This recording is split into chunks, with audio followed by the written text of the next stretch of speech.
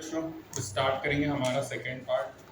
देखो अपन यहाँ पे क्वेश्चन देखेंगे कि यहाँ पे फॉलोइंग फैक्ट्स है 2i minus plus b2 2b minus और a2 है बच्चों। ठीक है, ये एक अच्छा क्वेश्चन है। यहाँ पे 2a माइनस प्लस b2 है, 2b माइनस प्लस a2 है, 2c minus plus b2 no reaction है, 2d minus plus a2 2a minus plus b2 है। Correct order of oxidation potential पूछा c minus b minus a minus d minus का। Reactivity of non metal directly proportional to SRP inversely proportional to SOP है। CBAD SOP का sequence c उससे बड़ा b फिर a फिर d है बच्चों, क्योंकि oxidising power directly proportional to SRP होता है, इनवर्सली प्रोपोर्शनल टू एसओपी होता है। Reducing power directly proportional to SOP, inversely proportional to SRP होता है।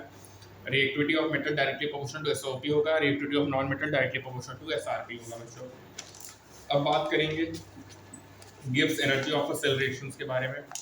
ठीक है, जैसे सपोज करो कि n Faraday charge taken out है, सेल से ईएमएफ ई है, तो वर्क डन क्या होगा, एनएफ ई होगा delta G minus NF E not cell, और delta G not minus NF not cell होगा। Gibbs free energy extensive property है। यदि डेल्टा जी नेगेटिव है ई सेल पॉजिटिव है, यदि डेल्टा जी पॉजिटिव है तो ई सेल नेगेटिव है, डेल्टा जी जीरो है तो ई सेल जीरो है, और इक्विलिब्रियम में delta G not equal to zero होता है तो ई नॉट सेल भी नॉट इक्वल टू जीरो होता है बच्चों।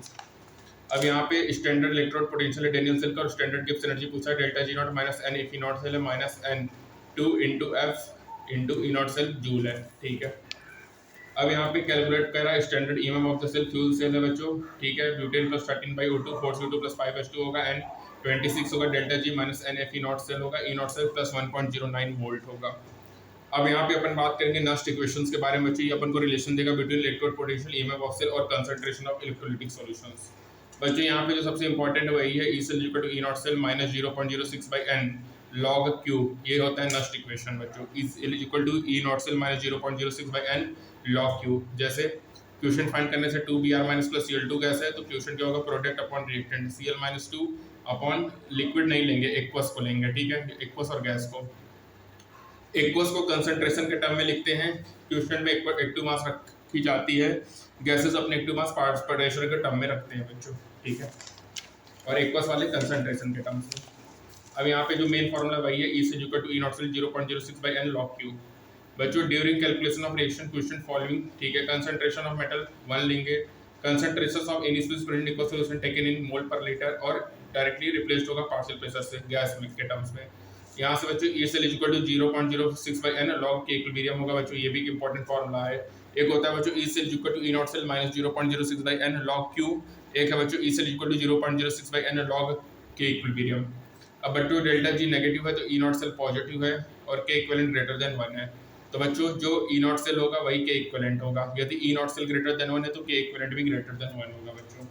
एप्लीकेशन ऑफ नस्ट इक्वेशन देखो, इलेक्ट्रोड ऑफ इलेक्ट्रोड पोटेंशियल होगा बच्चों, E R P equal to E naught R P minus 0.06/n log 1/m plus n होगा, m प्लस n बढ़ेगा तो ई आर पी बढ़ेगा बच्चों। इलेक्ट्रोड पोटेंशियल ऑफ पीएच करेंगे तो E R P minus 0.09 pH होगा, ईओपी प्लस 0.059 इंटू पीएच होगा। EMF of cell होगा, कॉपर प्लस 2 बढ़ेगा तो ई सेल बढ़ेगा, जिंक प्लस 2 बढ़ेगा तो ई सेल डिक्रीज होगा।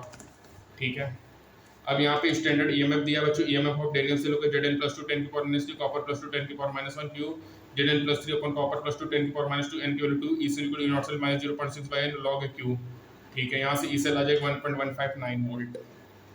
क्रोमियम सॉलिड है, क्रोमियम प्लस 3 इलेक्ट्रॉन होगा, Fe प्लस 2 इलेक्ट्रॉन 3 होगा, 2 क्रोमियम Fe प्लस 2, यहाँ पे n की वैल्यू 6 होगा, Q क्रोमियम प्लस 3 का स्क्वायर Fe प्लस 2 का Q होगा, is equal to E not cell 0.06/n, n की वैल्यू 6 है बच्चों, और यहाँ से log प्रोडक्ट अपॉन रिएक्टेंट से ई सेल फाइंड कर लेंगे। ठीक है, एक होता है 0.06/n log K इक्विलिब्रियम, जो बच्चों ई सेल होगा वही K भी होगा। अब अपन 6 वाला पार्ट करेंगे बच्चों। तो पहला अपन ने देखा एप्लीकेशन में E cell E R P equal to E naught R P minus 0.06/n log 1/m plus n होगा। इलेक्ट्रोड पोटेंशियल की बात करें तो E R P minus 0.0/n log partial pressure H2 पर H प्लस का square होगा, या E R P minus 0.09 pH होगा, ईओपी प्लस 0.091 इंटू pH होगा। ईएमएफ की बात करें तो अगर कॉपर प्लस 2 बढ़ाएंगे तो ई सेल बढ़ेगा, Zn प्लस 2 बढ़ाएंगे तो ई सेल डिक्रीज होगा। अब यहाँ पे ईएमएफ पूछा है तो यहाँ पे देखो E cadmium solid cadmium plus 2 H aqueous है। ठीक है बच्चों, यहाँ पे क्यू निकाला, E cell SRP of cathode SRP of anode SR E not cell आ गया, फिर E is equal to E not cell minus 0.06/n log Q, यहाँ से ई सेल आ गया 0.739 वोल्ट। उसके बाद यहाँ पे ये क्वेश्चन है बच्चों कि 0.1 कॉपर सल्फेट है सॉल्यूशन जिसमें कॉपर इलेक्ट्रोड डिप्ट 25 डिग्री सेल्सियस पे इलेक्ट्रोड पोटेंशियल पूछा है।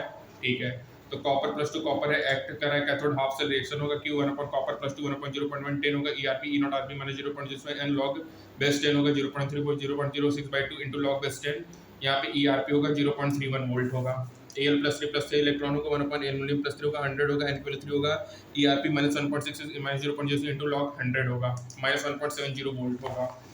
जो प्रेशर होगा बच्चों यहाँ पे pure water H plus OH minus 10 की पावर माइनस 7 होगा, ERP minus 0.02 log base 10 partial plus H2 upon H plus का स्क्वायर होगा, ERP 0 होगा तो ERP partial plus H2 upon H plus का स्क्वायर 1 होगा, तो ये partial plus H2 H plus का स्क्वायर होगा 10 की पावर माइनस 7 10 की पावर माइनस 14 होगा। अब ये एप्लीकेशन बेस्ड 3 पे बेसिस है बच्चों, तो यहाँ पे गैल्वेनिक सेल से कोबाल्ट से Ag है, ठीक है, Q हो गया C1 अपॉन C2 का स्क्वायर, इसलिए E naught cell minus 0.0 log n log C1 upon C2 का स्क्वायर हो गया, कोबाल्ट प्लस 2 10 C1 हो जाएगा, Ag प्लस 2 10 C2 हो जाएगा 10 अपॉन C2, तो इसका होगा इंक्रीजेस बाय 0.03 वोल्ट होगा। उसके बाद बच्चों ये है कि यहाँ पे देखो अपन से equilibrium constant is 0.06 upon n log के इक्विलिब्रियम होगा, log बेस 10 के इक्विलिब्रियम 10 की पावर 10 हो गया, ठीक है बच्चों, ये log लेना तो ठीक है। अब यहाँ पे इक्विलिब्रियम कांस्टेंट पूछा है बच्चों E नॉट सेल, तो यहाँ पे E नॉट सेल है 0.06, E cell equal to 0.06 by 1 log base 10 equilibrium, यहाँ से log बेस 10 12.7 आ गया, इसको के इक्विवेलेंट 12 की पावर 12.6 12.7 के इक्विवेलेंट 5 × 10 की पावर 12 अप्रॉक्स आ जाएगा बच्चों। ये क्वेश्चन बेस्ड है लिटमर डायग्राम पे बच्चों, कौन डिस्प्रपोर्शनेट होगा, तो यहाँ पे +7 से +5 है, +1 है बच्चों, तो यहाँ पे जो same element oxidation and reduction दोनों होगा, ठीक है बच्चों। BrO3 माइनस डिस्प्रपोर्श नहीं होगा, similarly solve for Br2 and SbO। देखो इसका आंसर 4 होगा Br माइनस, ठीक है, मतलब यहाँ पे जो नेगेटिव वाले हैं, जैसे यहाँ पे देखो HbRO क्यों हुआ, क्योंकि +7 से +4 हो सकता है, ठीक है। अब यहाँ पे E नॉट सेल क्या होगा, नेगेटिव होगा तो नॉन स्पॉन्टेनियस, जैसे मान चलो 1.8 to 1.5, ठीक है।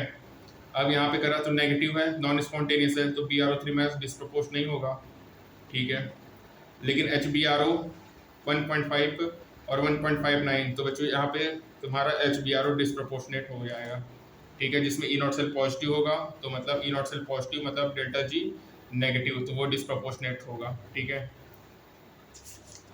अब बच्चों यहाँ पे लेक्चर नंबर 7 के बारे में बात करेंगे, तो लेक्चर नंबर 7 में एक बार क्विक रिव्यू दिया है कि E cell is equal to RP cathode minus RP anode, E naught cell SRP cathode minus RP anode पढ़ा अपन ने देखा स्टैंडर्ड हाइड्रोजन इलेक्ट्रोड को 0 एज्यूम करते हैं, E cell is equal to E naught cell 0.06 by n log Q, oxidising power directly proportional to SRP, E naught cell proportional to SOP, reducing power directly proportional to SOP, E naught cell proportional to SRP, calculation of electrode potential hydrogen electrode ERP 0.06 by n log partial plus H2 पर H plus के square delta G minus NF E naught cell, delta G naught negative, E naught cell positive होगा, delta G 0 होगा तो E cell 0 होगा, delta G naught is equal to minus NF E naught cell, ERP is equal to minus 0.091 into pH होगा बच्चों, ठीक है। अब यहाँ पे ये क्वेश्चन है बच्चों कि कॉपर है डिप्ट है, ठीक है, change in reduction potential directed 100 time, copper plus 2 electron copper solid Q1 upon copper plus 2, copper plus 2 initial C है, फाइनल होगा C/100 होगा, Q initial ERP minus 0.n log base 10, ठीक है, E final ERP minus 0.2 log base 10, Q final होगा, Q final 1 upon C/100 होगा, यहाँ से potential होगा वो डिक्रीज हो जाएगा 0.06 वोल्ट।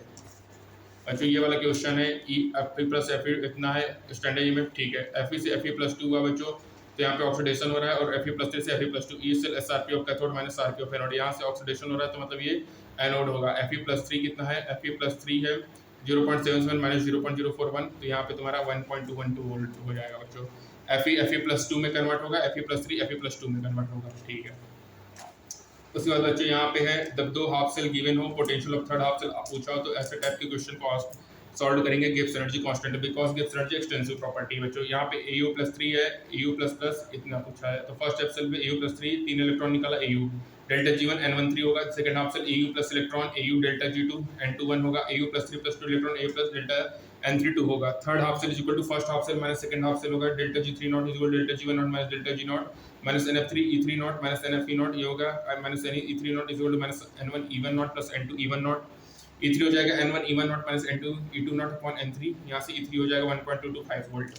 यहाँ पे देखो OCl माइनस है N12, सेकंड हाफ सेल में Cl minus half Cl2 N2, ठीक है। Third half cell equal to first half cell plus second half cell होगा, तो यहाँ से हो जाएगा E3 is equal to N1 E naught plus N2 E naught upon N3 हो जाएगा, ठीक है।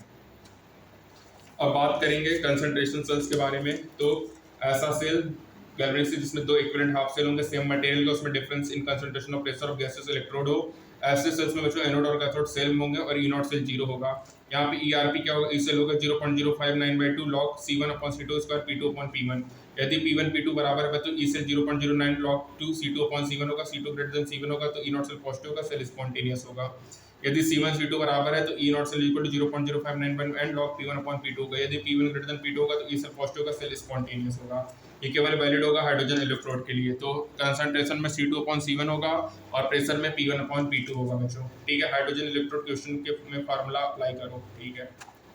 यहाँ पे बच्चों कोबाल्ट सॉलिड है, N2 है, कोबाल्ट प्लस है, कोबाल्ट सॉलिड है, हाइड्रोजन इलेक्ट्रोड नहीं है, मेटल है। तो Q निकाला, इस liquid E not cell -0.0/n log Q equilibrium से फाइंड कर लिया।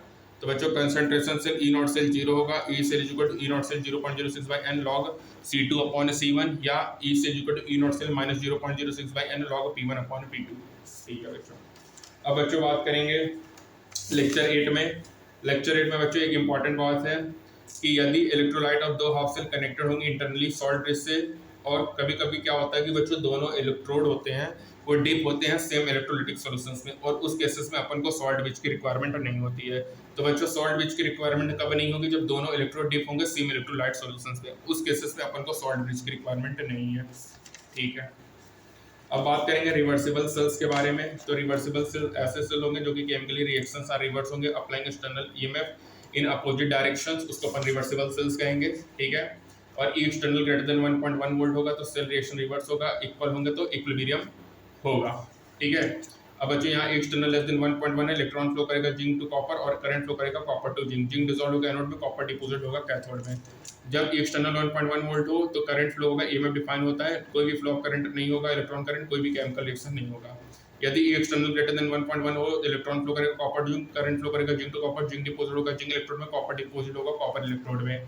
यहाँ पे जिंक कैथोड होगा, कॉपर एनोड होगा बच्चों, नॉन स्पॉन्टेनियस प्रोसेस होगा, ठीक है। अब बात करेंगे इलेक्ट्रोलिटिक सेल्स के बारे में। तो यहाँ पे इलेक्ट्रिकल एनर्जी कन्वर्टेड होगा केमिकल एनर्जी में, और इस जब इलेक्ट्रिक पोटेंशियल अप्लाई होगा इलेक्ट्रोड में, पॉजिटिव आयन मूव करेगा towards cathode, negative ion move करेगा टुवर्ड्स एनोड, तो ये फॉर्म करेंगे स्टेबल प्रोडक्ट इलेक्ट्रोड्स। इस इंटायर प्रोसेस को अपन इलेक्ट्रोलिसिस कहेंगे। दो एक्सपेक्ट होते हैं इलेक्ट्रोलिसिस का, एक क्वालिटेटिव एक्सपेक्ट होगा, यहाँ पे इलेक्ट्रोड प्रोडक्ट फॉर्मेशन डिपेंड करेगा nature of electrode. Nature of electrodes attackable होगा, नॉन अटैकेबल। अटैकेबल में क्या होगा बच्चों, जिंक कॉपर Ag होगा, नॉन अटैकेबल में लाइक प्लेटिनम ग्रेफाइट होगा। और ये कंसंट्रेशन ऑफ इलेक्ट्रोलिटिक सॉल्यूशन और नेचर ऑफ मीडियम चारों पे डिपेंड करेगा बच्चों। इलेक्ट्रोलिसिस में मोल्टेन स्टेट की बात करें तो यहाँ पे NaCl है बच्चों, एनोड पे Cl-Cl2 गैस में होगा, कैथोड पे सोडियम मेटल मिलेगा। तो मोल्टेन NaCl के इलेक्ट्रोलिसिस से एनोड पे Cl2 गैस मिलेगा और कैथोड पे सोडियम मेटल मिलेगा। कैल्शियम हाइड्राइड को फ्यूज करेंगे, कैल्शियम +2 होगा, कैथोड पे कैल्शियम सॉलिड मिलेगा, एनोड पे H2 गैस मिलेगा।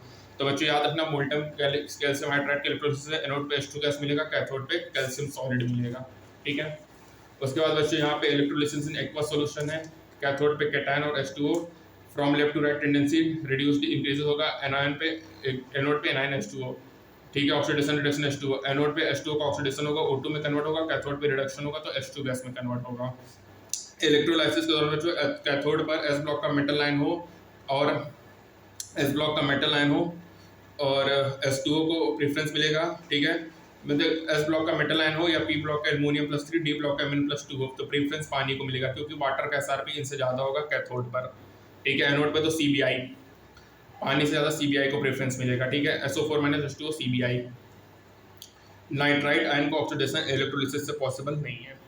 तो बच्चों यहाँ पे इलेक्ट्रोलिसिस एक्वा सॉल्यूशन में यदि S ब्लॉक का मेटल आयन हो, P ब्लॉक का एल्युमिनियम +3 हो, D ब्लॉक का Mn+2 हो तो पानी जीतेगा कैथोड पे, और एनोड पे क्या होगा SO4- फिर H2O फिर CBI क्लोरीन ब्रोमीन आयोडीन, ठीक है। तो बच्चों याद रखना कि अगर हमारा एक मोल्टेन NaCl है तो एनोड पे Cl2 गैस, कैथोड पे सोडियम मेटल मिलेगा। साथ ही कैल्शियम हाइड्राइड की बात करें तो कैथोड पे कैल्शियम सॉलिड मिलेगा, एनोड पे H2 गैस मिलेगा बच्चों, ठीक है। तो बच्चों यहाँ पे हमारा ये सेकंड पार्ट कंप्लीट होता है। थर्ड पार्ट में अपन इसके आगे कंटिन्यू करेंगे। तब तक के लिए अपना ध्यान रखिए और सपोर्ट बनाए रखिए। मिलते हैं बच्चों नेक्स्ट पार्ट में, तब तक के लिए धन्यवाद।